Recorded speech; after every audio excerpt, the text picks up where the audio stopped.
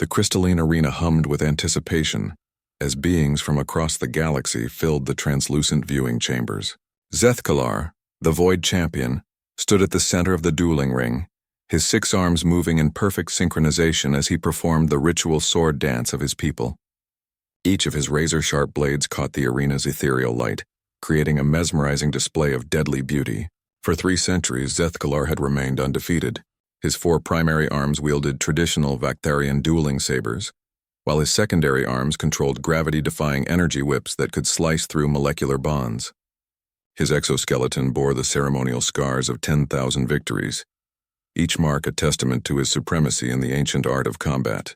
The Galactic Dueling Federation had long proclaimed him invincible. Representatives from the militant Krex Empire, the technologically superior Nexari Collective, and even the mystical Etherian Order had sent their greatest warriors to challenge him. All had fallen before his perfect technique and supernatural speed. Today's challenger was different, however. The crowd murmured in confusion as a human stepped into the arena. Not just any human, but one wearing simple civilian clothes and carrying nothing more threatening than a worn leather satchel. Dr. Sarah Chen adjusted her glasses and surveyed the massive alien before her. Standing barely 5 feet tall, she looked almost comically small next to Zethkalar's imposing 8-foot frame. The Void Champion's compound eyes focused on her with what might have been amusement if his species were capable of such an emotion. "Where is your weapon, small being?" Zethkalar's voice resonated through the arena's translation matrix, carrying undertones of confusion and mild irritation. Sarah smiled, her weathered hands reaching into her satchel.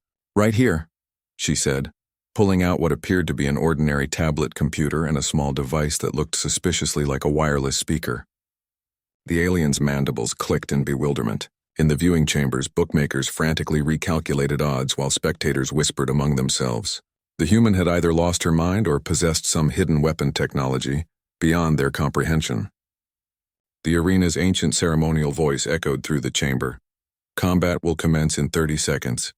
Victory is achieved through first blood, surrender, or incapacitation. May the superior warrior prevail." Zethkalar assumed his traditional fighting stance, his 6 arms weaving complex patterns in the air.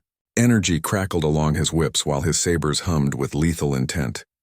Across from him, Sarah simply sat down cross-legged on the arena floor, placed her tablet on her lap, and connected the small speaker. "Begin," the announcer declared. Zethkalar launched himself forward with impossible speed, his blades creating a tornado of death as he closed the distance to his seated opponent. Just as his weapons were about to make contact, Sarah pressed a button on her tablet. The sound that emerged from her small speaker was unlike anything the assembled beings had ever heard. It started as a low rhythmic pulse, almost like a heartbeat, but quickly evolved into something far more complex.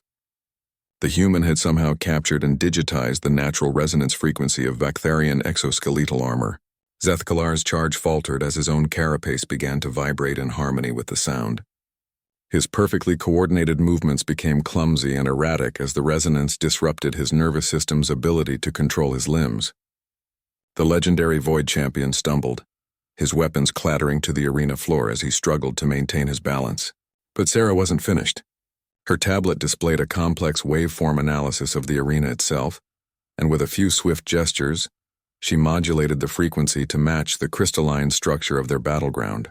The entire arena began to sing, its harmonic vibrations creating an environmental symphony that completely overwhelmed Zethkalar's enhanced senses.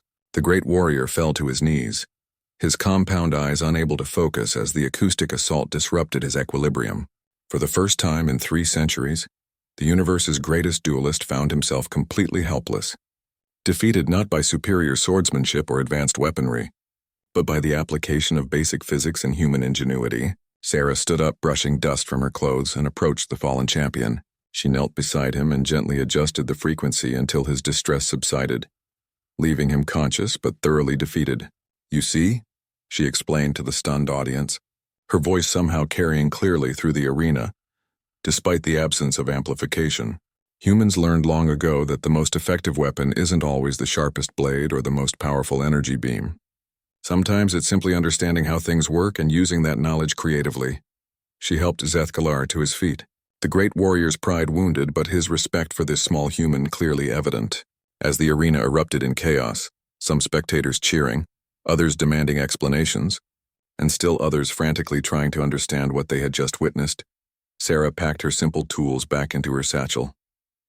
The Galactic Dueling Federation would later struggle to classify her victory. Was acoustic manipulation a legitimate dueling technique? Could knowledge itself be considered a weapon? The debates would rage for decades, but one thing was certain. The universe had learned an important lesson about humanity that day. Humans didn't always need swords to be warriors. Sometimes they just needed to be human.